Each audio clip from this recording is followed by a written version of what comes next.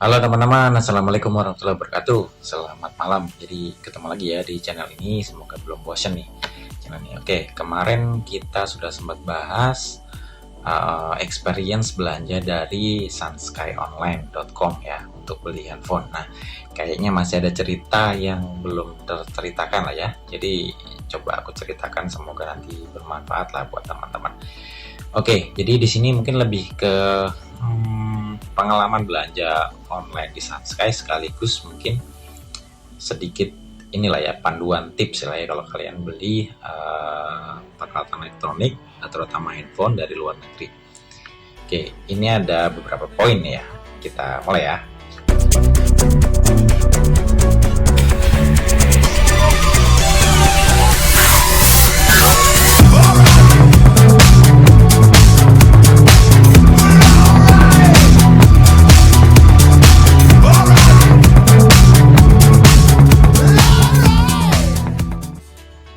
Oke, poin pertama yang harus kalian mau belanja dimanapun itu, mau di Sunsky Online di sini ya, atau dari AliExpress, atau dari Banggood, atau dari eBay gitu ya. Hal pertama yang harus kalian lakukan adalah cari produk, lalu coba langsung tanya sellernya gitu ya, tanya kontak tokonya.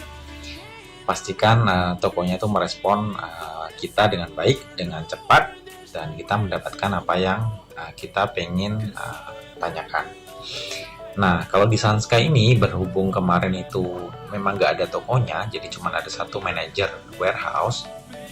Jadi gampang, kita langsung kontak manajer warehouse-nya itu cewek ya, namanya Miss Lina gitu, kontaknya ada di bawah tokonya.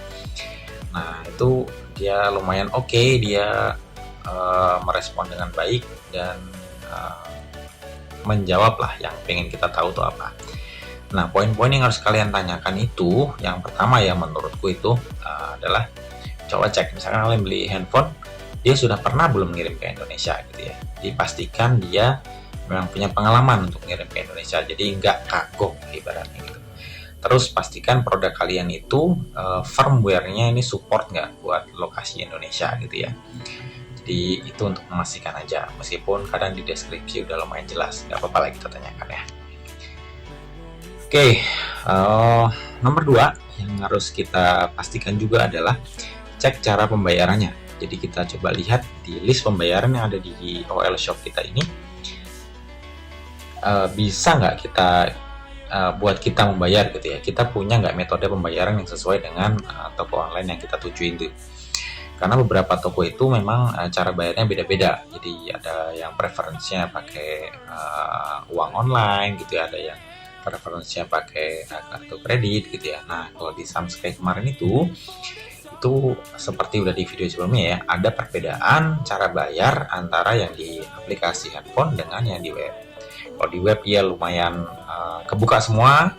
Kalau di apps itu mungkin karena nggak tahu, mungkin ada bugs-nya, jadi limit, cuman ada sedikit metode pembayaran. Nah, waktu itu juga sempat nanya akhirnya ke warehouse manager itu, kok di sini nggak bisa pakai opsi yang saya mau gitu. Adanya cuman PayPal, terus mata uang China itu ya, kemudian pembayaran China gitu.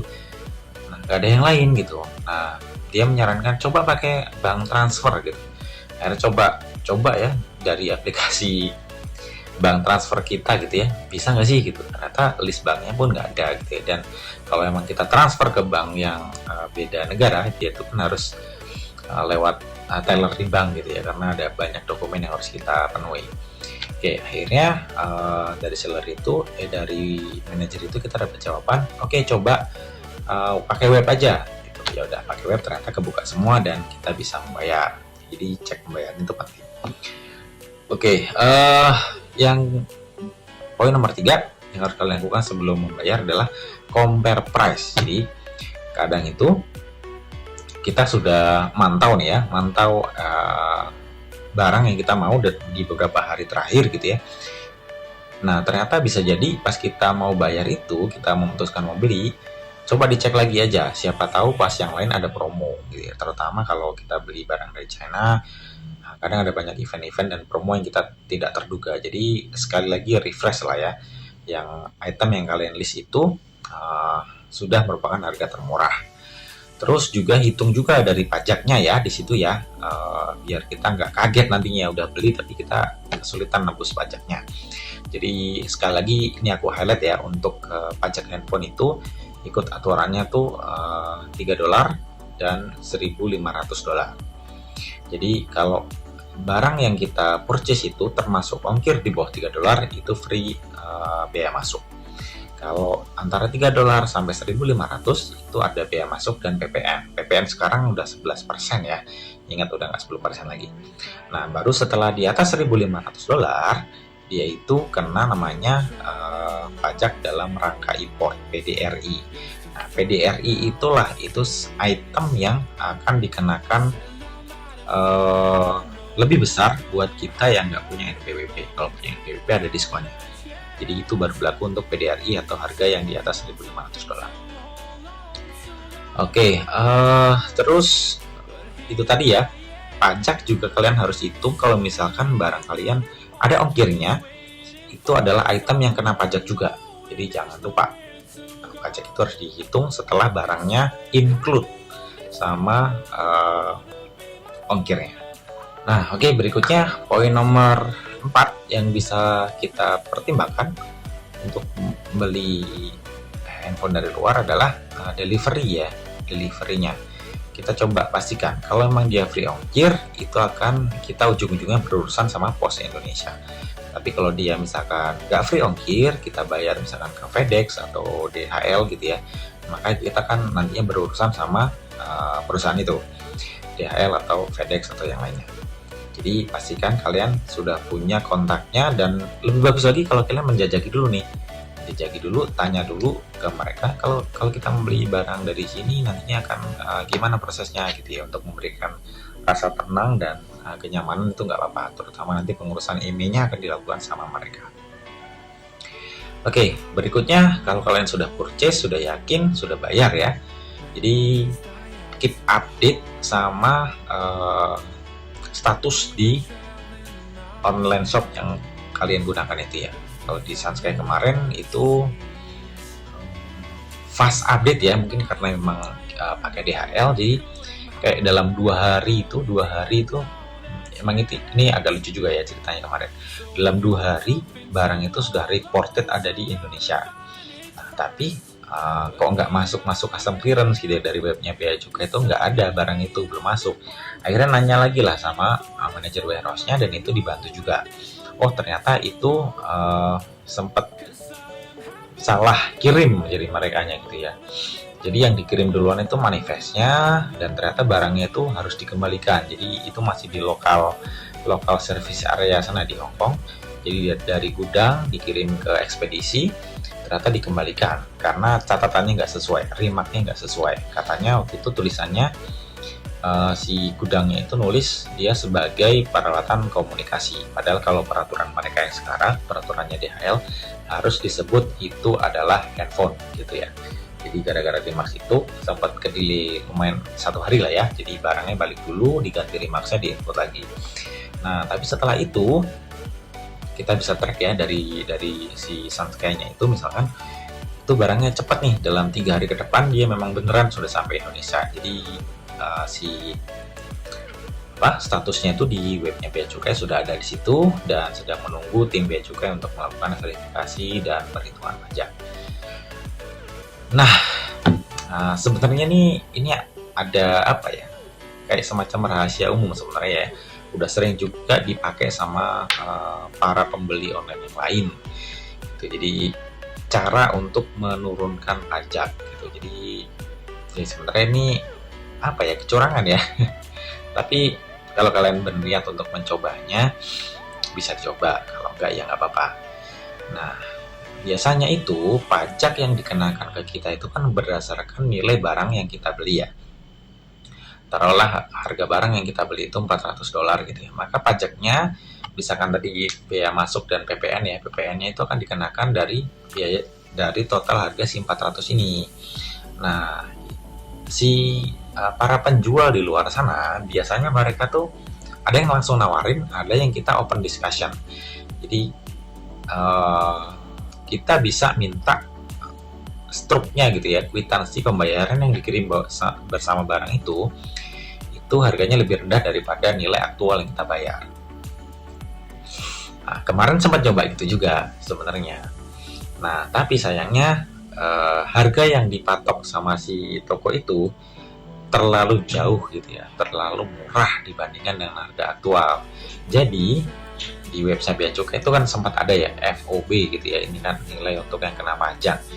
Itu FOB-nya tuh dari harga kemarin ya $365, di situ tuh tinggal 185 gitu. Jadi tokonya tuh pas aku tanyain, kok harganya turun banget gitu. Ya kita memotong sekitar 60% gitu. FOB udah masuk nih $165 atau $185 ya. Wih, keren nih gitu ya. Kalau itu dijadikan base berarti pajaknya akan lebih rendah. Tapi ternyata karena nilainya terlalu rendah gitu ya, jadi tim Bea Cukainya jadi suspicious gitu. Jadi mereka nggak percaya sama nilai itu gitu. Dan akhirnya barang yang harusnya custom clearance sudah selesai di pending sampai akhirnya aku beberapa kali ngontak si DHL itu, kok barang saya ke pending gitu. Akhirnya ada notifikasi di webnya Bea Cukai, mohon lampirkan bukti pembayaran yang asli. Jadi itu adalah satu tanda bahwa mereka nggak percaya dengan kwitansi yang mereka terima pas bongkar paket itu untuk menentukan pajaknya. Nah, apa yang terjadi kalau seperti itu? Jadi kita cukup mengirimkan screenshot pembayaran kita sebenarnya kepada jasa ekspedisi, dalam hal ini kepada DHL. Jadi DHL itu cepat juga, dia punya WA-nya, punya email juga, kontak, itu langsung aja diminta coba kirimkan screenshotnya untuk dibantu proses selanjutnya. Oke, kirim screenshot pembayaran kita berapa ke sana. Nah, langsung diproses, nggak lama sih, sehari itu langsung selesai juga. Tapi ya tadi ya, jadi kayak hoki-hokian nih, kalau kalian coba menurunkan harganya, mungkin akan sukses, mungkin kalian akan dapat pajak yang lebih rendah, tapi bisa juga kalau ternyata itu gagal dan tim Bea Cukainya curiga, akan membuat pengiriman jadi tertunda gitu ya. Tapi itu nggak akan membuat barang kita hilang atau kenapa-kenapa, itu enggak ya, cuma tertunda aja. Oke, itu untuk pajaknya.